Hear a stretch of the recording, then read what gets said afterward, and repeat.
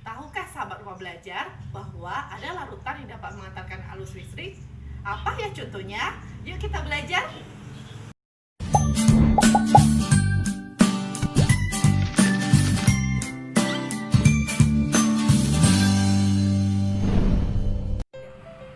Assalamualaikum warahmatullahi wabarakatuh. Halo sahabat rumah belajar, hari ini kita akan belajar materi larutan elektrolit dan non-elektrolit bersama saya, Revi Martusilia dari SMA Negeri 1 Palembang. Berikut adalah tujuan pembelajaran pada materi ini.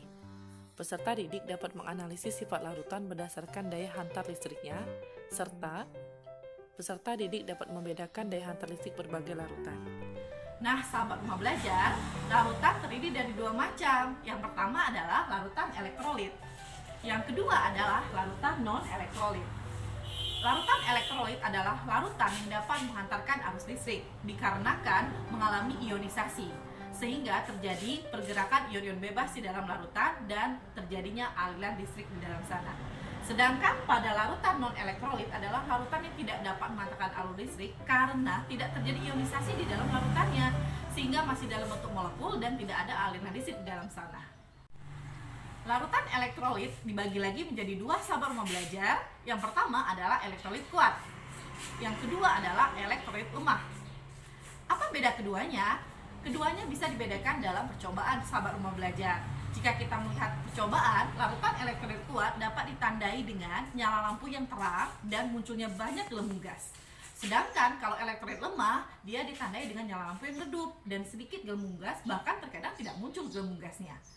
Sedangkan pada non-elektrolit, ketika percobaan, dia tidak menunjukkan gejala apapun, lampu tidak menyala dan tidak ada gelembung gas karena tidak ada aliran listrik di sana. Nah, sahabat rumah belajar, yuk kita belajar contohnya. Apa sih contoh larutan elektrolit kuat, lemah, dan non-elektrolit? Kalau contoh larutan elektrolit kuat adalah air garam. Ya, air garam adalah salah satu contoh larutan elektrolit kuat, sehingga kalau kita lakukan percobaan akan muncul cahaya terang dan gelembung gas di sekitar batang elektrodanya. Contoh yang kedua, larutan elektrolit lemah. Contohnya adalah asam cuka, sahabat, sehingga ketika kita lakukan percobaan, lampunya akan redup dan bahkan terkadang tidak muncul gelembung gas sama sekali.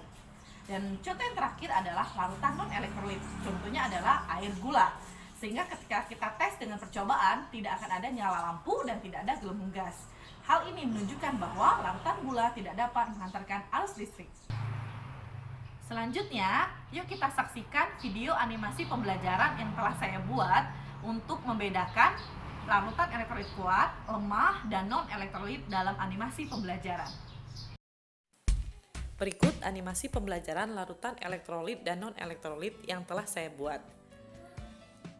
Animasi pembelajarannya yaitu, pertama, larutan elektrolit kuat ditandai dengan munculnya gelembung gas dan nyala lampu terang. Hal ini disebabkan terjadi ionisasi sempurna, yaitu Na+ mendatangi kutub negatif dan Cl- mendatangi kutub positif sehingga terjadi aliran listrik di dalam larutan.